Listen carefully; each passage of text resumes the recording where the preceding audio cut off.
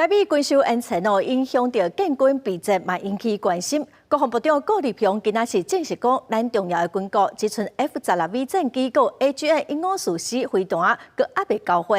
另外，美国在台协会 AIT 处长郭立言是讲到讲，美国会把重点放伫台海防卫，针对无人机佮卫星系统，未来有可能有机会会在地合作生产。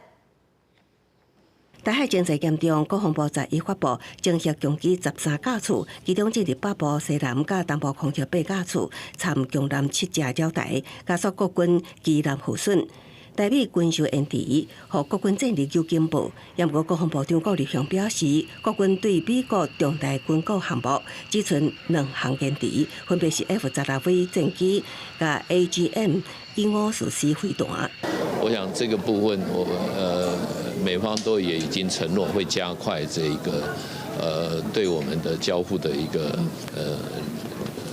这个交付的流程。台海空防袂当出现战略空旁，66架 F-16V， 敢会当按照计划伫明年全数交付。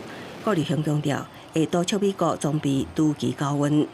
另外，美国在台协会 AIT 处长顾立言观察台海安全，表示俄乌战争结束了后，美国会将重心放伫台海防卫。台美伫无人机甲卫星系统未来有在地合作生产的可能，联手打造飞航供应链。主要的一些关键的这些零组件上面，好像你一打开来，好像都没有办法排除它是中国制的，所以现在我们一定要打造一个安全的飞鸿供应链，去除中国因素的供应链。我想这一个应该是美国华府就台美合作最新的讯息，也是非常大的机会哈。对台湾来讲，不仅是经贸的机会，也是提升我们技术能量的机会。顾立雄表示，美国相当积极将无人机导入飞航供应链，台湾会当甲各国同齐努力。学者分析，国防产业是台美未来合作的焦点。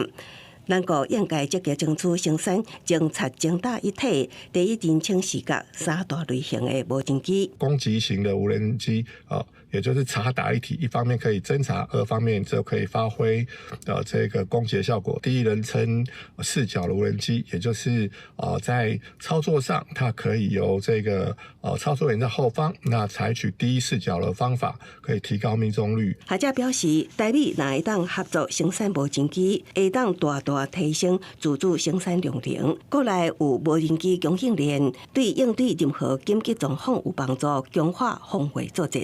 公视新闻采访报道。